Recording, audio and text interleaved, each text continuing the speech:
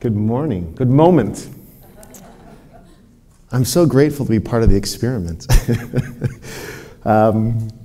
So let's start this moment. I'd like to start with just one long, slow breath in, and I invite you to breathe in possibility. And what I'm going to invite you to do is hold the top of the breath. I call it the top of the mountain. All possibility. And when we release, we'll just release out limitation. Ready? Long, slow breath in. Filling up. Anything's possible. Hold the top. And then let go.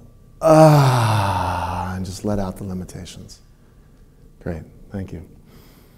So, as John mentioned, I'm a coach and a trainer. I have a radio talk show on a Ventura County station that has become very popular in podcast. And I engage in a dialogue, in a conversation. And the conversation is once a week on 1590 KEVTA and then disseminated out to the Unity FM network and YouTube and everywhere else it goes. But it's actually more than that. It extends out and gets reflected back to me all over the place. So I am this subject. You know, what is the role of elders in our changing world? I'm not an expert on the topic. I have expertise that's pertinent to the topic, but I'm not an expert in the topic. Which means I'm going to share with you my curiosity. I'm going to share with you some of my ideas. I'm going to share with you why it matters to me personally. But I'm not going to share necessarily a lot of information, right? There's a lot of interesting talks, TED Talks, about longevity and about this topic. But I'm not going to do that. Because my intention is to spark a conversation that you all have going forward. Because for me, this conversation really matters. John mentioned that we've had an opportunity to work together. And that's actually interesting because part of my gratitude is that John has agreed to play a role for me, and I've agreed to play a role for him. In the spirit of the consciousness that I feel we all share, what John mentioned, this sort of worldview, that mine is compatible with the worldview that is expressed in this particular tradition,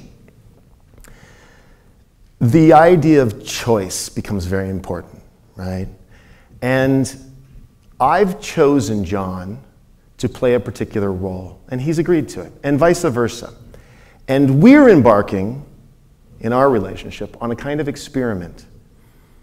And he's an elder for me. So I want to talk, first of all, personally about what elders have meant to me. We're all born into a family of origin. We're all conditioned with limitations, beliefs that bind us, right, to a kind of worldview. And my sense is spiritually, all of us are, it's the evolutionary impulse. We're all trying to evolve beyond those limitations, beyond the box of our conditioning, right, about who we are, what's possible, how the world works, right? And in my life, there have been these amazing moments where a portal opened up, and I was able to have an experience that was outside my frame of reference. Didn't fit with what I was taught about myself and what was possible for me in my life. And every single time that occurred, it happened because someone came along who mentored me, a teacher, a mentor, an elder, someone who held a larger, more expansive worldview and held a vision for me, saw in me something, and gave me permission to extend beyond what I'd known up until that point.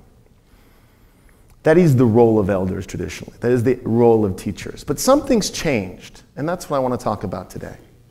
So let me back up a bit more about my work, because I think that'll help inform what we want to begin to talk about.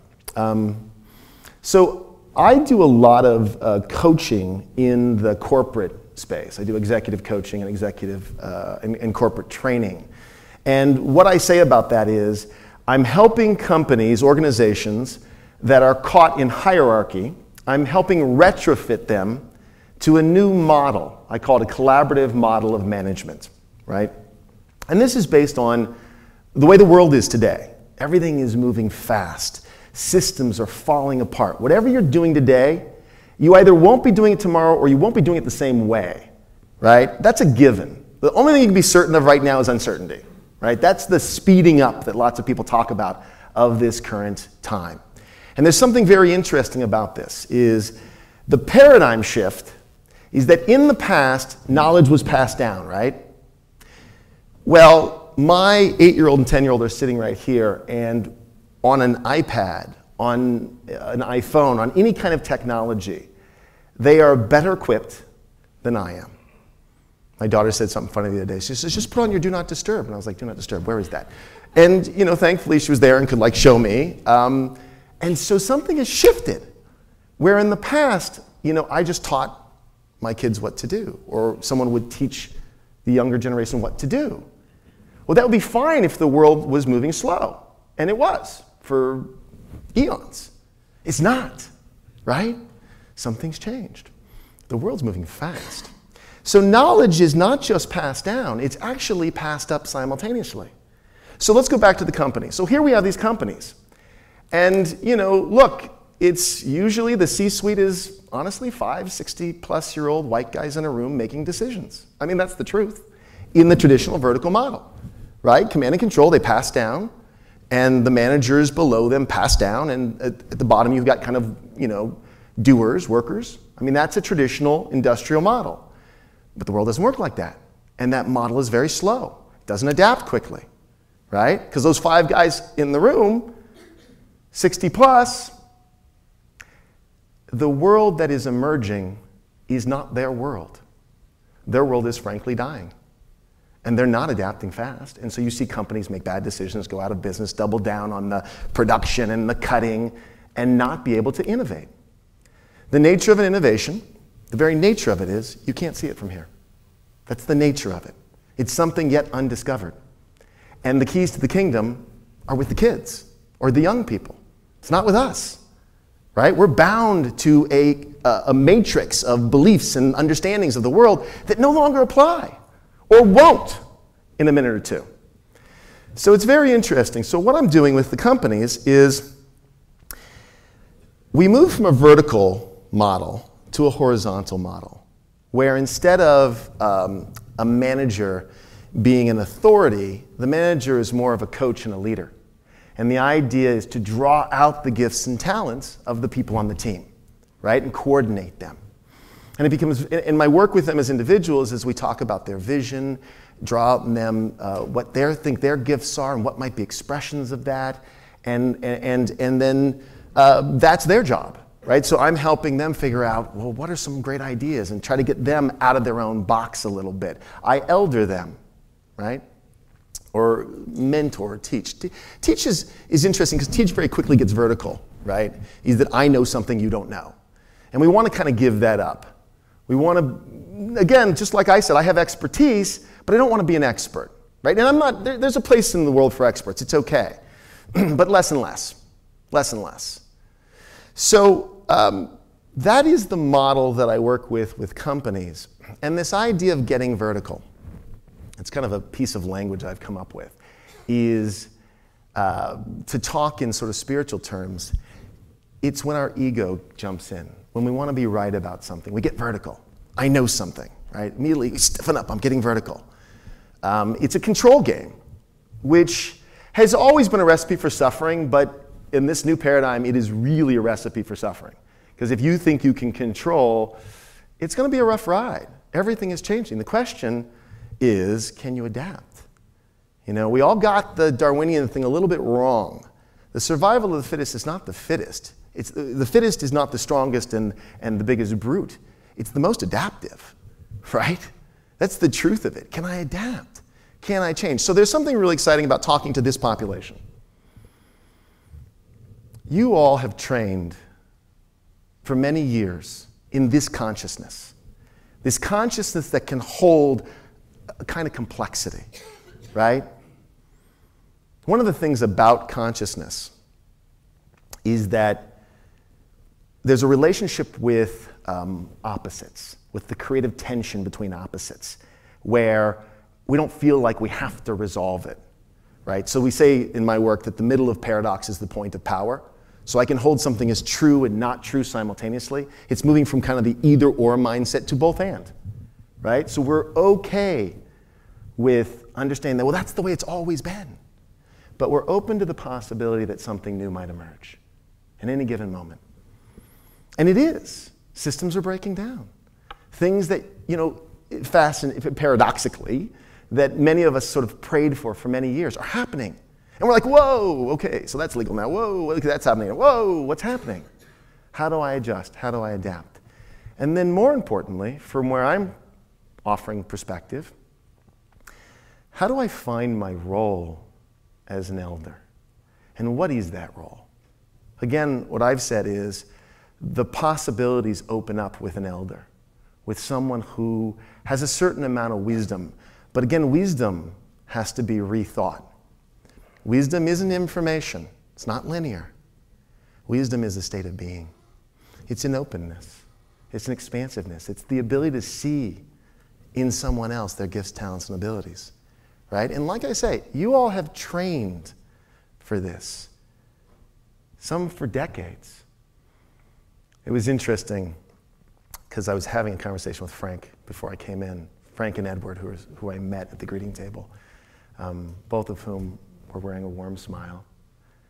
And immediately, Frank and I start talking about the topic, which is great. He's like, well, I don't know if we want to talk about it. I'm like, no, it's perfect. And he was saying to me, he said something really powerful. He was actually talking about the organization. He says, we're going through a lot of changes as an organization. There are people who are really trying to expand the conversation, and there are people doubling down on what we've known, what we used to do. And I said, that's perfect for my talk today. Didn't tell him I was going to use it. But he said to me, I have two minds about it. Or part of me. No, he said I have part of me. Part of me is really excited about the change and really intrigued. He was talking specifically about spiral dynamics, which I think is a cool topic. And part of me gets scared and overwhelmed. So we're back to holding two things simultaneously. And the language that's commonly used in our community is everything is either an expression of fear or an expression of love. And that dichotomy we have to kind of live with and navigate. But I think it gets resolved in being able to love the fear and being able to step into the unknown with a sense that there's something great that wants to unfold. And my offer to all of you is to hold the space. I know John has planned, he said to me many times, I'd like to get more young people in here. And I'd like to support him in that. And I think that's going to happen as part of this experiment that I'm part of launching. Thank you again. And it's going to require that the elders, and you are the elders, that's the basis here, can hold the space for what wants to emerge. Because the youth know the coming world better than we do. And just like with teaching, if teachers keep teaching the old curriculum, they're preparing children for a world that doesn't exist and that surely won't exist going forward. So I want to take that to a spiritual realm, right? The emergent world is something we can't see from here. But you have enough wisdom. You have enough to help young people let go of outcome. That's one of those insidious patterns that we learned and hopefully have gotten over because there have been enough happy accidents to know that intention and vision is really quality-based. We start tying it to outcomes, well, that's limitation. We don't want to do that. So we just surrender it. It's the best idea I got, and we'll see what happens, and go with it. And so that's the place that the elders of this community can really take on. The ability to hold the space of possibility for young people, and at the same time, invest in what wants to emerge. It's going to be uncomfortable. You're going to have two minds about it. And I often find myself getting vertical, especially with my kids, right? Start teaching, and I'm like, oh, okay, how do I do this? I can teach still, but I also want to learn. And I want to be open to the broader possibility. So that's the conversation. I hope I've kicked it off. If there's anything to clean up, I know John will do a nice job of cleaning it up and extending it forward. And I thank you all for inviting me to share these ideas, to share myself. And I'm going to hang out afterwards, and maybe we'll talk more about the emergent new paradigm. Thank you.